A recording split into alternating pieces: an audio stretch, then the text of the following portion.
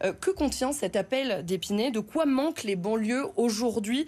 On imagine de tout dans tous les domaines? L'appel d'Épinay sous Sénart que nous avons porté hier, c'est un moment historique dans l'histoire de la politique de la ville, comme on dit. La dernière fois qu'on s'était réunis comme ça, c'était à l'occasion de l'appel de Grigny en 2017.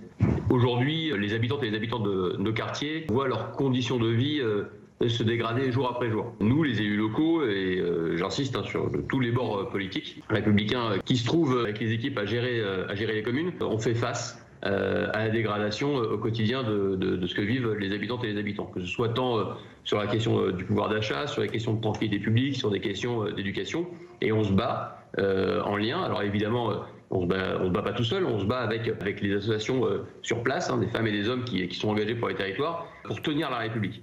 Et l'objectif de cet appel, donc, qui concerne tout le champ de l'éducation, le champ de la culture, le champ du sport, le champ de la sécurité, le champ de la transition écologique, tous ces champs-là sont aujourd'hui couverts. Et nous appelons aujourd'hui le gouvernement formellement à prendre en considération tous ces besoins, toutes ces demandes qui aujourd'hui ne sont pas complètement remplies. Vous en parliez à l'instant, il y a déjà eu l'appel de Grigny en 2017, le Conseil national des solutions en 2021, le rapport Borloo entre-temps qui avait d'ailleurs été enterré. Qu'est-ce qui change cette fois-ci? Qu'est-ce qui fait que ça va changer? Voilà plusieurs années maintenant que les élus locaux se mobilisent. Et que les élus locaux ont cela, c'est qu'ils ont la foi. Nous avons la foi et nous ne lâchons rien, même si les temps que nous vivons et les signaux qui nous sont envoyés ne sont pas forcément très positifs. Si vous le permettez, je vais prendre deux exemples. On a vécu deux moments importants ces dernières années. Le premier a été l'épisode des émeutes suite à la mort de Naël en 2023. On a vécu des heures très sombres de l'histoire contemporaine de notre République. Et on s'est dit, suite à ces émeutes, que enfin le regard sur les banlieues, sur les villes avec des quartiers populaires allait changer.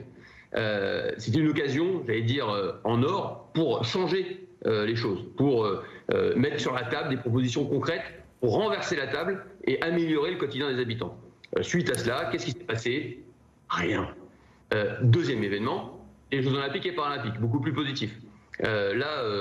Ambiance de concorde nationale, avec des belles histoires, des émotions positives partagées par tout le pays. Qu'est-ce qui en est sorti? Rien. Enfin, concrètement, rien aujourd'hui sur le long terme de manière structurante. Et donc, ce qui se passe depuis de nombreuses années, maintenant, c'est que la situation continue à se dégrader. Et donc, nous, on ne lâchera pas. Et donc, une nouvelle fois, on alerte le gouvernement actuel sur la situation. Je tiens à remercier les deux ministres qui sont déplacés hier, Mme Létard et Mme Méadel, qui ont participé de manière très active à nos échanges. Maintenant, elles savent, elles, ce qu'il y a à faire. Il faut à tout prix qu'à Matignon, qu'à Bercy, que le président de la République lui-même s'engage pour les quartiers de manière très concrète. Parce qu'aujourd'hui, il n'y a rien. Quelles sont les solutions justement que vous demandez à la ministre de la Ville pour que le niveau de vie des habitants des quartiers prioritaires s'améliore? On peut le prendre par plein de bouts. On peut le prendre sur la question de l'éducation, on peut le prendre sur la question de la tranquillité publique, et on peut le prendre aussi sur la question du bâti des immeubles, la question de la rénovation urbaine. Aujourd'hui, je le dis de manière très formelle, très concrète, la rénovation urbaine aujourd'hui est en danger. Les financements de la rénovation urbaine sont en danger. Donc l'idée, d'abord, c'est de s'assurer du financement de la fin des opérations de rénovation urbaine qui sont lancées depuis maintenant de nombreuses années dans le quartier. Avec le contexte budgétaire qu'on connaît? Avec le contexte budgétaire qu'on connaît. Il faut que ça risque d'être compliqué. Nous, on est très ouverts. Et à ce stade, j'aurais aussi lancé un appel aux députés pour dire travailler la question des quartiers populaires. Aujourd'hui, pour moi, l'Assemblée nationale ne prend pas complètement à sa charge la question des quartiers populaires, de manière forte. Est-ce que vous avez vu un député aujourd'hui ou un groupe de députés porter de manière formelle des objets concrets pour changer la vie des habitants dans les quartiers? Moi, j'attends le retour. Donc on termine les projets de rénovation urbaine. Quoi d'autre? Alors, on termine les projets de rénovation urbaine. Si vous voulez, ce sera déjà essentiel. Ensuite, il nous faut des femmes et des hommes. Il nous faut des gens sur le terrain.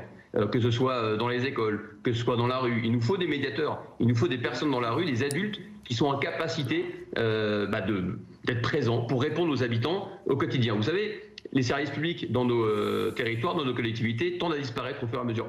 Et d'ailleurs, je fais le parallèle avec les territoires ruraux qui vivent eux aussi, ou les territoires périurbains, qui eux aussi vivent une forme de désertification des services publics. Il nous faut des adultes, il nous faut du monde sur le terrain. Si vous n'avez plus d'adultes, si vous n'avez plus de gardiens dans les halls d'immeubles, si vous n'avez plus tout ça, eh bien, tout se dégrade. Et c'est ce qu'on constate au quotidien. Donc nous, les élus locaux, restent mobilisés avec les équipes municipales, avec les agents du service public de nos collectivités qui sont présents au quotidien et qui sont ultra mobilisés. Mais il nous faut du monde, il nous faut des adultes, il nous faut des moyens et il nous faut aussi une vision à long terme sur la manière dont notre République voit aujourd'hui les quartiers populaires.